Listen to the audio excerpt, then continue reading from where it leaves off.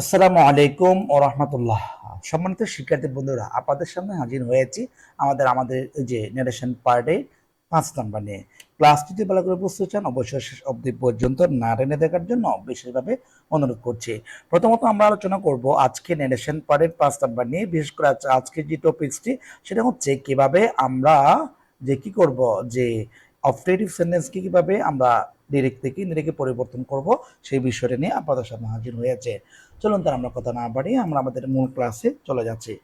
আমরা প্রথমত দেখতে পাচ্ছি আমাদের পার্ট নাম্বার 5 অপারেটিভ সেন্টেন্স। আজকের ক্লাসে সবচেয়ে গুরুত্বপূর্ণ যে আমরা দেখতে পাচ্ছি যে রিপোর্টিং পারবের পরিবর্তে যা যা হবে।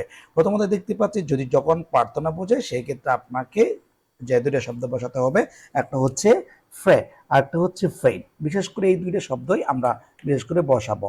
আর এখান থেকে আমরা দেখতে পাচ্ছি ফ্রে হচ্ছে প্রেজেন্ট ফর্ম আর ফ্রেড হচ্ছে পাস্ট ফর্ম। এরপর আমরা পরবর্তীতে আরেকটা দেখতে পাচ্ছি 2 নাম্বারে দেখতে পাচ্ছি যে যদি কখনো মঙ্গল কামনা বোঝায় সেক্ষেত্রে আমরা উইশ অথবা উইস্ট ইউজ করব। আর 3 নম্বর যেটা দেখতে পাচ্ছি সেটা হচ্ছে ইনভার্টেড কমা যদি থাকে বা এই ইনভার্টেড কমার পরিবর্তে আমাদের ড্যাট ব্যবহার করতে হবে। তারপর আমরা এই পরবর্তী দেখতে পাচ্ছি যে 4 নম্বরটা সর্বশেষ। 4 নম্বরটা আমরা যা দেখতে পাচ্ছি অপারেটিভ সেন্টেন্সটি অ্যাসার্টিভ সেন্টেন্সে রূপান্তর হবে। আমরা নেরেশন করার সময় বা নেরেশন পরিবর্তন করার সময় আমাদের প্রত্যেকটি বাক্যের ক্ষেত্রে সেটা ইন্টারোগেটিভ, আপনার নেগেটিভ বা যেটাই থাকুক না কেন, বা ইম্পারেটিভ, অপারেটিভ, এক্সক্লামেটরি যেটা থাকুক, আমরা ডিরেক্ট থেকে ইনডাইরেক্টে রূপান্তর করার সময় অবশ্যই আমাকে সেটাকে অ্যাসার্টিভ সেন্টেন্সে রূপান্তর করতে হবে।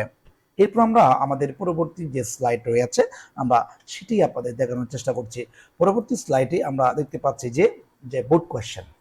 আমাদের বিভিন্ন পরীক্ষায় যে কতগুলো বোর্ড কোয়েশ্চেন যোগ করেছি, বোর্ড কোয়েশ্চেনগুলো আপনারা একটু খেয়াল করলে পাবেন যে এইখানে লেখা আছে প্রাক প্রাথমিক 2014 যারা আসছিল, এটা হচ্ছে কুমিল্লা বোর্ডে আসছিল। আর এটা হচ্ছে আইইও অর্থাৎ ইন্টারন্যাশনাল ইউনিভার্সিটিতে আসছিল।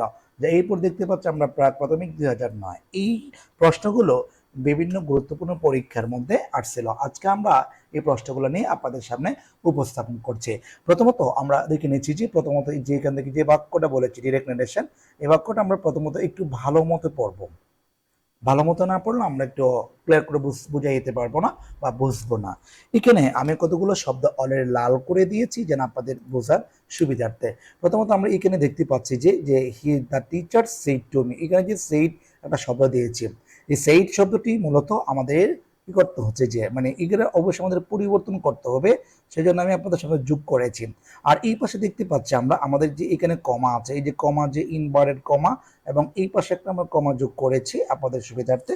এই কমাগুলো মূলত আমাদের ন্যারেশনের ক্ষেত্রে অবশ্যই থাকবে। এটাকে আমরা বলি ইনভার্টেড কমা, এই কমা। আর একটা হচ্ছে এখানে একটা যে কমা আছে এই কমাটি। এরপর আমরা এখানে একটা কমা দেখতে পাচ্ছি। এই সবগুলা কমা আমাদের মূলত যে কোন ন্যারেশনে থাকবে, ডিরেক্টে থাকবে।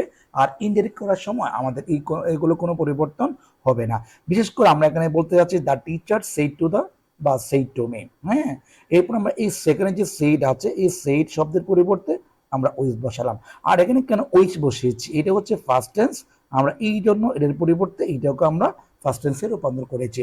তারপর আমরা এখানে যেটা দেখতে পাচ্ছি মি যেটা আছে আপনি, আমি ব্র্যাকেটে যোগ করেছি কেন, আপনি চাইলে এই মিটা আপনি চাইলে এখানে উল্লেখ করতে পারবেন, আর না চাইলে না দেন, সমস্যা নাই।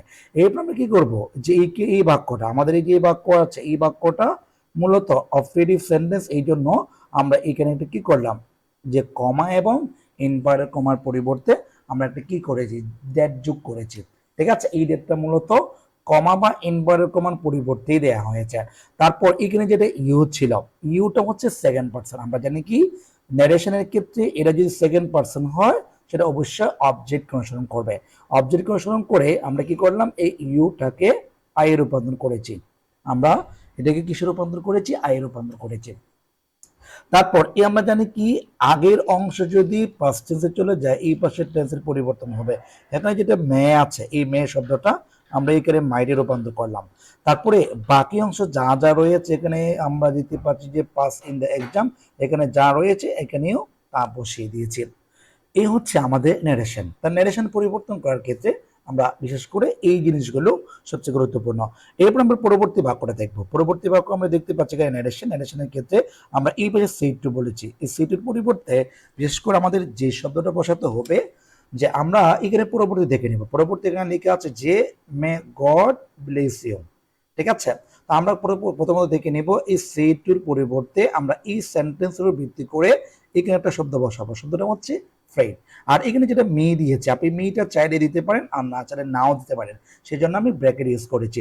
আর এখানে আমরা যেগুলো কমা দিয়েছি, যে এখানে কমা যেটা রয়েছে এই কমার পরিবর্তে আমরা ডেট বসালাম, অর্থাৎ এই ডেটটা মতো কমার পরিবর্তন হয়ে আছে। তারপরে আমরা এই যে এখানে যেটা গড আছে, এই গডটা হচ্ছে সাবজেক্ট, আমরা সাবজেক্টটা বসালাম। তারপর এই পাশে যেহেতু পাস্ট টেন্সে চলে গেছে, সেই ক্ষেত্রে আমরা এই মেয়ের জন্য আমরা এই শব্দটাকে মাইট করব। আর এখানে যেটা ইউ বলেছি, মূলত ইউ বলতে এই যে সেকেন্ড পারসন অবজেক্ট হিসেবে ইউজ হয়ে আছে। এই ইউটা কিন্তু সাবজেক্টকে অনুসরণ করবে। এখানে যেটা অবজেক্ট আছে মি, এই মিকে অনুসরণ করবে। সেই জন্য আমরা কি করেছি, এখানে আমরা ইউর পরিবর্তে আমরা মি যোগ করেছি। এই হচ্ছে আমাদের বোর্ড কোশ্চেনগুলো আপনাদেরকে সমাধান করার জন্য চেষ্টা করলাম। পরবর্তী আমরা এখানে একটা বাক্য দেখতে পাচ্ছি। বাক্যটা হচ্ছে যে আমরা এখানে যে বাক্যটা দেখতে পাচ্ছি, এই বাক্যটা আমরা সমাধান করব। প্রথমে দেখতে পাচ্ছি he said May Allah save my child. তারপর এখানে আমরা প্রথমে দেখতে পাচ্ছি যে এখানে যে সেইড শব্দটি আছে, এই সেভ শব্দের পরিবর্তে আমরা কি বসালাম, ফ্রেড বসালাম। তারপর আমাদের এইখানে একটা কমা ছিল, এখানে কমা আছে, এই যে এই কমা এবং এই কমার পরিবর্তে আমরা একটা ডেট বসালাম। তারপরে আমরা কি করব, এখানে যে একটা সাবজেক্ট ছিল এই সাবজেক্টটা বসাই দিলাম। তারপর এখানে যে মে শব্দটি আছে সেটা মাইট হয়ে গেছে। কেন, আমাদের এই বাক্যর ক্ষেত্রে রিপোর্টিংটি পাস্ট টেন্সে চলে গেছে। এটা পাস্ট টেন্সে চলে যাওয়ার কারণে এই মেয়েটি এখানে মাইটে রূপান্তর হলো। তারপর বাকি যে সেভ আছে সেভটাও বসাই দিলাম। এরপরে যেটা মাই ছিল এটা হার হয়ে গেছে।